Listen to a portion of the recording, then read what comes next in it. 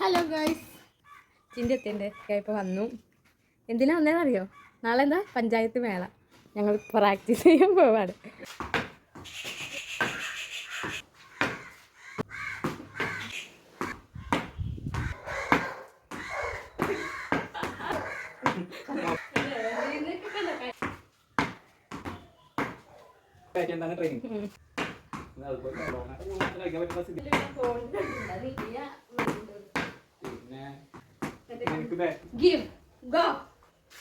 ഞാൻ ഇട്ടെന്നാലും ഇട്ട് തരണം കേട്ടോ.